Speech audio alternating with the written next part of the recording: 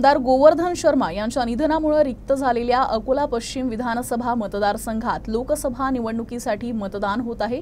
महाविकास आघाडीत काँग्रेस पक्षाला अकोला लोकसभा उमेदवारी मिळाली आहे। मात्र अकोला पश्चिम विधानसभा मतदारसंघावर शिवसेनेचा दावा असून राजेश मिश्रा यांनी उमेदवारी देण्यात आली आहे। ठाकरे गटाचे आमदार नितीन देशमुख यांनी जाहीर केलंय। मिश्रा कुटुंबियांना शहरात भाजपनं लावलेल्या हिंदू मुस्लिम दंगलीत हिंदू कुटुंबियांना रक्षण दिलं आहे। त्यासोबतच जनतेच्या हिताचे महानगरपालिकेनं स्वाती कंपनीला दिलेल्या कंत्राटाबाबत कंपनीच्या विरोधात पहिल्यांदा राजेश मिश्रा यांनी आवाज दिला।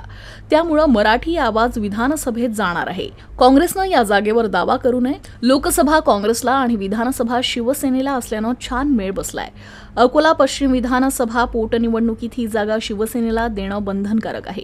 भाजपनं या मतदारसंघात केवळ दंगल घडवण्याचं काम केलं, विकास केलाच नाही। त्यामुळे आता विकासासाठी राजेश मिश्रा यांना 50 ते 60 हजार मतांनी विजयी करणार असल्याचा दावा त्यांनी केला आहे।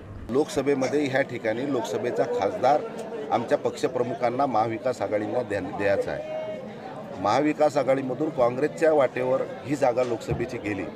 ह्या ठिकाणी लोकसभेचा काँग्रेसचा उमेदवार विजयी करण्याच्या दृष्टिकोनातून ही उमेदवारी ह्या इथं असणं बंधनकारक आहे राजेश मिश्राची, आणि लोकसभेचा उमेदवार निवडून आणण्यासाठीच ही उमेदवारी आम्ही निश्चित केली। घाईचा प्रश्नच नाही आहे। 28 तारखेपासून फॉर्म भरणं आहे, उमेदवाराला प्रचार करणं आहे।